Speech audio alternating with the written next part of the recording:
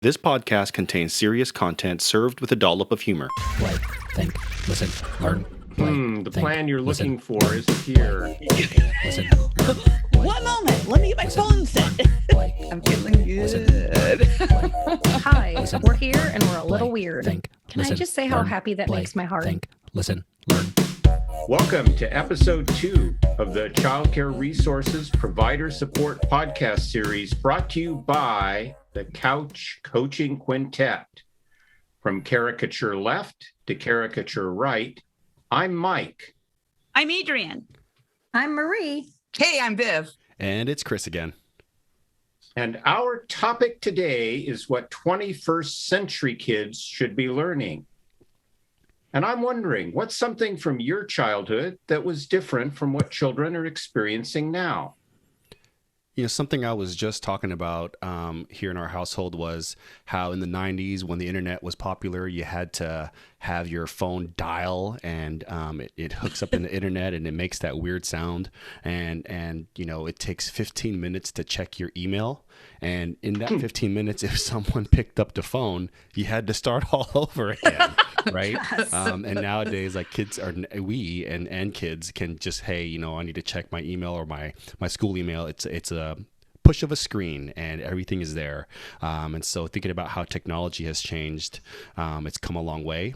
I remember sitting in an auditorium in school thinking about in the year 2001 when I graduated high school that by that time there would be flying cars. Unfortunately, there are no flying cars still. Maybe Tesla will come out with the first one, but I'm a little disappointed in that. Wow, this question sure dates me. I even think about the difference between what I grew up and my own children grew up. I lived in the heyday way back in the suburbs of a big town, or I should say city. And I walked to and from school, and it was about a mile. And I even walked home for lunch, oddly enough. And I remember so kindly that my mom would have my little TV tray set up right in front of the TV, have my big salami and rye bread sandwich, and I got to watch Bozo Circus. And my mom would always kiss me goodbye and say, "Watch out for strangers," as I left. I had no idea what that meant, but I guess that meant something if I was supposed to look out for it. But, you know, just the memories of being able to play out in the streets, ride my bike, anywhere. I used to ride it down to the local liquor store to buy candy.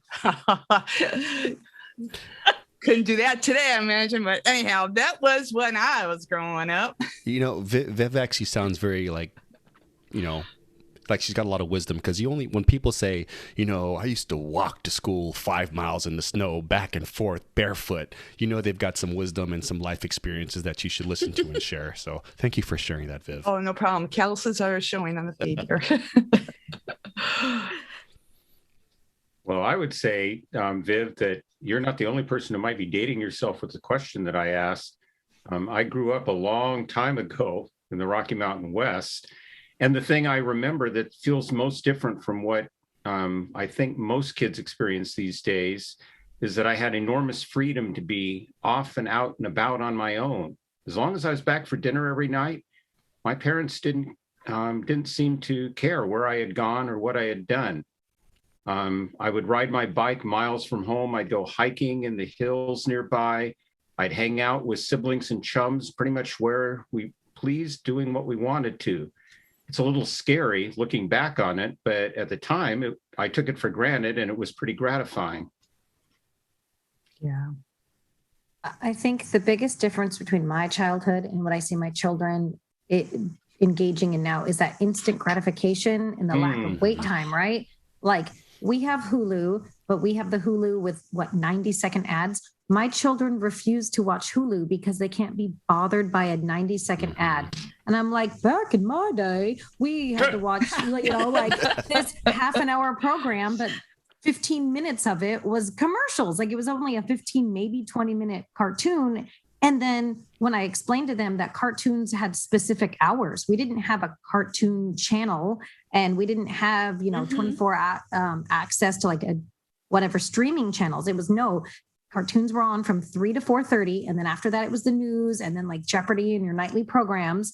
And then Saturday mornings. And they were like, well, what did you watch, on a Sunday afternoon? And I'm like, I went outside. Like there was, and so this idea of this, like, oh, I just feel like watching a movie and I want it to be child-centric. I'm just going to turn on this streaming app and watch whatever.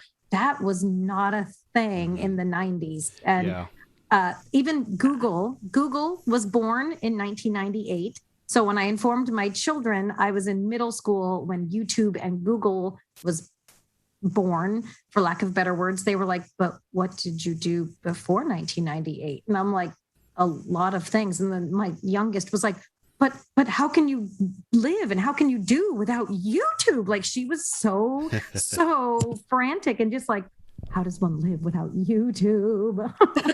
Remember, you had to look at the newspaper to see what was going to be on TV, or if you had the TV guide channel. The TV guide, yeah. You'd be like, oh dang, I had to come back. I didn't see what was on channel 73 at 7 p.m. I've got to check that in a couple of minutes. But yeah, channel 73. I had 5 channels in my day. Well, I had 5 channels too, and one of them was just channel 73. Oh, okay. My favorite is the running from this, I'm like, I'm going to go get a snack. And so you'd have to run on the commercial break. And like, I have a little brother. So my brother would be like, it's back. And like running down the hallway, right. Jumping over the couch. Now you just click pause or you turn it off and it turns back on exactly where you stopped it. Like, no, you had to like engage in some triathlon, like Olympic things to go potty and get your snack during that little commercial break, or you miss some important part of your show. I love this question. And mine is outside too. And I grew up in central area of Seattle. And I remember just playing outside with the neighbors and friends and riding my bike. And, we didn't have any electronics. There was no video games. Atari came out. And for those of you who don't know, Atari was like one of the first video game systems. But that came out when I was like, I think 8. And it doesn't mean I got one.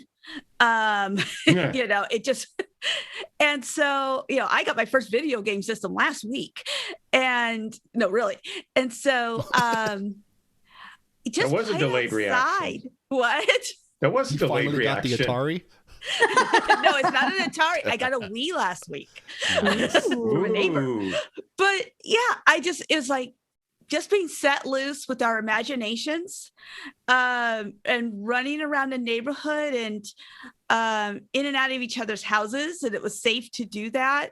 I grew, in the central area of Seattle where I was, it was at my blocks. It was safe to go in and out of houses. And I miss that for kids today. But it's also, you all but have to like pull the cable plug and the Wi-Fi, reset the Wi-Fi password to get them outside sometimes. It is a push sometimes to get them out there. Mm-hmm. Yeah. So it's like, oh, Wi-Fi's down. So all of us have admitted to having grown up in a previous century, and here we are in a different century. And a phrase that we hear a whole lot these days is kindergarten readiness. Let me say that twice. Kindergarten readiness. Can you say it deeper? I could try. Providers are supposed to graduate kids to kindergarten ready to learn. And that really is admirable. But shouldn't we also be asking whether the K-12 system is even ready for these kids in the first place? For example, is there enough recognition and support in the early grades of social emotional learning? I could say that K through 12 should be ready for each individual child that walks into their door. Frankly, I thought that is why the state is using Walk Kids. For me, in essence, this is about the importance of what manner pre-K classroom teachers and providers supporting pre-K children are getting kids ready for. For me, it means that kids should be excited about learning. Children have opportunities and experiences of being thinkers and creators, and are able to generate ideas and express their philosophies through many mediums with the excitement of what is yet to come. And embedding into those experiences the literacy and the math and the science, the arts, all those connections they can make with one another. When children are excited to go to school, then they are ready, is how I look at it. Top that. I don't want to go after that. I don't want to. Well, I'll give it a stab. I think that our only hope as a species is to be raising kids, a lot of kids who are both proudly local, but citizens of the world as well. And that's something I think you start building with kids from a very young age. Kids need to be carrying with them a sense of their place and every place, their culture and other cultures, their own worth and the worth of other humans. So I guess you could call that social emotional learning, but that feels to me pretty fundamental. And kids need to have an instinctive appreciation of the fact that our differences and our diversity are what make us humans resilient and better at solving problems and muddling our way through life. Yeah, I think about, when I worked at a center, each classroom was kind of required to have like a quiet corner, right? A place where kids can decompress and,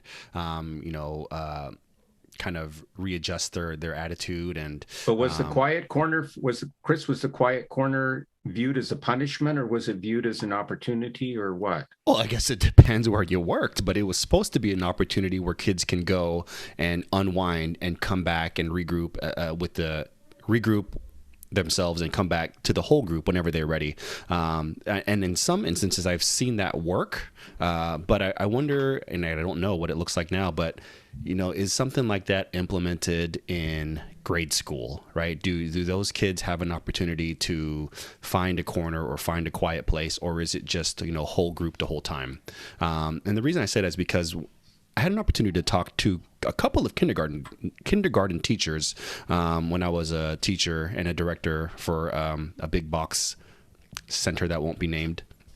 But what they essentially told me was all they need to do is to be able to sit in their chair and be nice to their peers, and I will teach them the rest. And so, I think about what does that look like for kindergarteners that go in, but they're not ready socially yet, whether it's because they haven't had enough exposure to other kids, or if a teacher in the classroom just didn't set them up for success like that. But also, I wonder if more time is spent on academics in preschool programs as opposed to developing social and emotional skills, right? A lot of parents say, hey, I want my child to basically be able to read by the time I get into kindergarten. By the time they get into kindergarten, is that developmentally appropriate? I think people will some people will say yes, some people will say no, depending on what the parent wants. But as early childhood professionals, we are trying to preach that we should focus more on social and emotional skills. But again, how do you juggle that when it's a parent's request, or even if it's a teacher's belief that they should know how to read before they get into kindergarten? I've heard some stories about kids that can read going into kindergarten, and this may be far and few between, but they go into kindergarten and actually get bored because they already know everything. They know how to read. And what happens, right? They get into mischief. They get in trouble. And then they're the bad guy. Yeah, absolutely. That's my 2 yen on everything. So here's honesty hour with Marie. I'm going to tell you about this little kid who happens to also be named Marie. And when this Marie was 5, she knew how to read and a lot of the sight words, and she could write her first and last name. So one day during circle time, when because totally not me. But when the teacher was going over the vowel sounds, reviewing, those can't say the word, but all those letter sounds, I took a crayon and wrote my name on the carpet because I was really excited that the teacher got sparkle crayons. So I was so happy that I already knew that A has its two different names, A and A. And so I'm like, oh, I know this, but you know what? I really like this sparkle crayon. You know what? This gray carpet is really boring. So I wrote my first and last name on that carpet. And my teacher did not appreciate my art skills as much as I had hoped she had. But I was that kid. I was that kid that was bored. And so I made my own fun, which made my teacher's life probably less fun. And I just think that there's this societal pressure. So parents feel like they have to get their children academically ready. And, 1, 2, 3 ABCs, write your name, know your phone number and your address. And then that pressure trickles down to those early learning teachers. So the parent's going to come and be like, hey, they're starting kindergarten in 6 months in September. Like, I need them to know this. And so I just wish that we saw children more than academically. I went to college and we learned the European model, that early childhood is 0 to 8. And that literacy is not judged until a child is over 8. You do not say that a child is behind in reading or writing until they are in 3rd grade or 4th grade. So those early childhood, like K through 2, and then 3rd grade's kind of a transitional year, almost like how we view kindergarten. That's it. So if your child in 1st grade is still working on and making progress on sight words, the way I was taught is that is appropriate and that is okay. But most of our, if not all, the K-12 programs that I've experienced as myself or as a parent, they don't view it that way. And so there's this societal pressure that we just are like, they have to know sight words, and they have to know how to write their name, and they have to be able to count to 100 by 2s and 5s and all of these things. But there's this, it's an acronym, it's a funny little acronym, but I would say that a 4 and a 5-year-old, if you're that pre-K teacher or that parent of that 4 and 5-year-old, you need to have piles of support. So piles is an acronym. There's physical, intellectual. So yes, the 1, 2, 3s and ABCs do factor in, but that's only 1/5. So physical, intellectual, language, emotional, social. The children need that full pile to be able to be kindergarten ready. I think it's also a parent education thing, but that's another episode for a later time. That's interesting, Marie. And I've been reflecting on this question, and Mike, you talked about our schools ready for kids, and thinking back to my own early primary years and thinking like, was I ready? Was I not? What would have helped? And I struggled academically in school. And I was also painfully shy. And so I was tracked into the Title I classes, which meant I spent a lot of time in the hall with an assistant teacher and missed out on some of the fun stuff in class. And so I don't have a really positive memories of early elementary school, like starting 1st grade. I remember it as pretty painful. And so I started thinking like, what would have made a difference there? And kids are still experiencing that today. So it's like, what would have helped? And I think, focusing on kids' resiliency and being able to overcome a challenge and work through a challenge would really help. Having a healthy sense of self, because the school system doesn't always support that, having that healthy sense. And so they need that going in, and enjoying learning.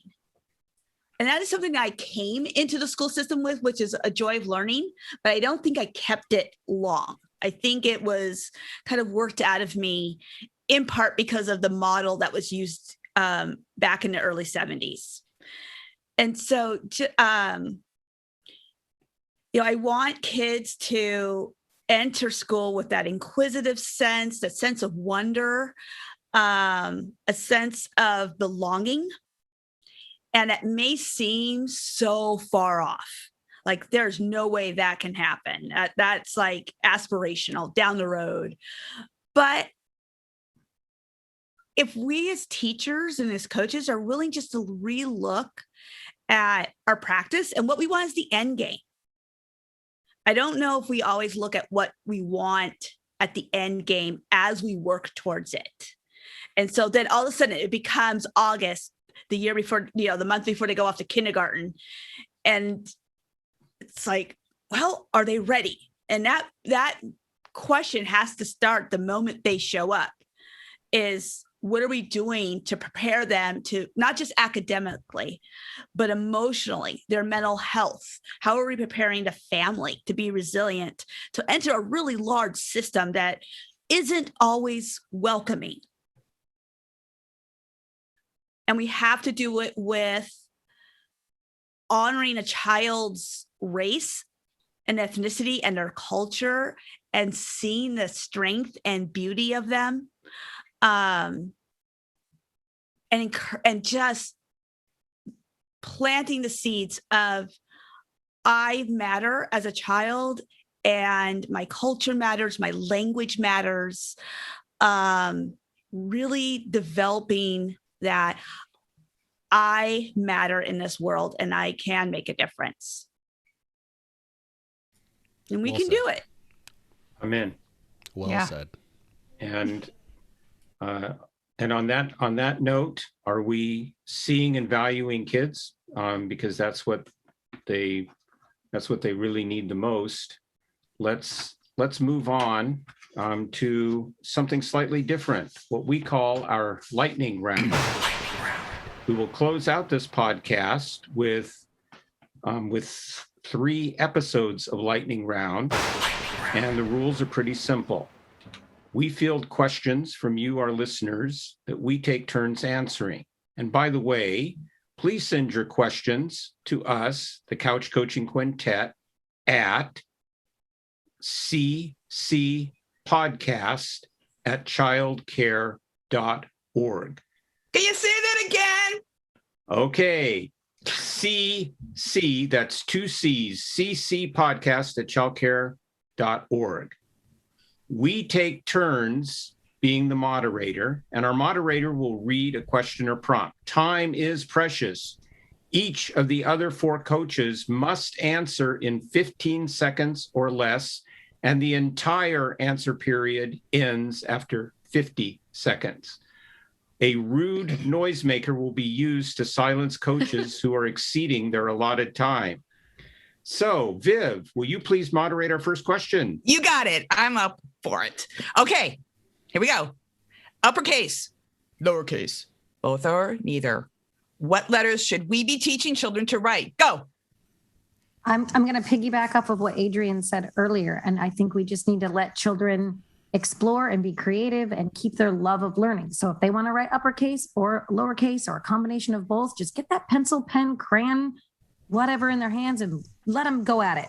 Hey, I'm just mad that they don't teach cursive anymore. Like, what's up with that? Oh my God. What grade are you in? Cursive No, I almost agree with made me Marie. leave the school system, but okay. I so agree with Marie because they're texting. They're on devices. And so they're losing that ability to like pick up a pencil. It's like, what's a pencil? And it doesn't make Okay, I was just gonna say, I'm not saying coming with the out for crayon on the carpet. lowercase. And that's that. Our 50 seconds have elapsed. We're moving on to All right. Okay. our second lightning round, moderated by you, Chris. All right, here we go. So the next question is, what do you wish that you had learned by kindergarten but didn't? Oh, this goes back to the whole thing about the social emotional for me. I wish I had more emotional support or more emotional education. I missed my mommy so bad when I went to school. Yeah, you're still a crybaby. Oh, ouch. I think I wish I was an only kid and I was a shy kid. And so whatever would have helped me in kindergarten, like being forceful or I don't know, helping me out of that. I was the whimsical child who like twirled and swirled and skipped down the hallway. So I kind of wish that my mother had ingrained a little more social skills, like, hey, we have home rules and then school rules, because kindergarten Marie was always confused why people were not pleased with the dancing down the hallway. You know, I was just dancing through life, but no. So I needed to learn maybe before kindergarten that there's things called lines and we walk on them and we don't, twirl and swirl everywhere. Yeah, Marie's teachers were like, that Marie, she's frolicking again. She's up and down the hallways. And I'm just going to say that I wish that I had grown up in a time and a place where there was kindergarten. I didn't go to school until first grade. My first grade teacher did have me over for tea, and that was one of the high points of my entire life. If that could have happened in kindergarten, it would have been even better. Okay. Aww. So many follow-up questions for that. Yes. But we don't have time. Marie, will you please Yes. moderate our third question? Yes. The third question for us is, what 3 kinds of materials or toys are at the top of your essential list for every family home or child care center? Big Blocks. blocks, small blocks, Blocks. and magnetic blocks. You Blocks got Nothing it. but don't blocks. interlock. Blocks. Sparkle crayons. I don't care what the Science. other 2 are, just sparkle Science, crayons. yeah. Like messy science, like build the volcano with the baking soda and vinegar, do the Mentos with dropping them in soda, like the really messy fun stuff. So cow lungs and a shop vac, because I totally did that as a preschool teacher. Is that on your list for messy science? Yes. All right then. Woohoo! Balls, blocks, boxes, and books. It's 4, but I got away with it. We're done with this lightning round. And now, listeners, I'm going to reveal to you the topic for our next podcast. Episode 3 will be on what young children and their caregivers need to know about race. And if you have a question for us related to this, or for that matter, any other topic, please send it to ccpodcast@childcare.org. Can you say that again? ccpodcast@childcare.org. And thanks for listening. I'm Mike. And I'm Adrienne. I'm trying not to laugh, but I'm Marie. Hey, I'm Viv. I'm Chris. Chris. Goodbye. Bye, everybody. Bye. Bye. Thank you, everyone, for tuning in to Couch Coaching. Bye.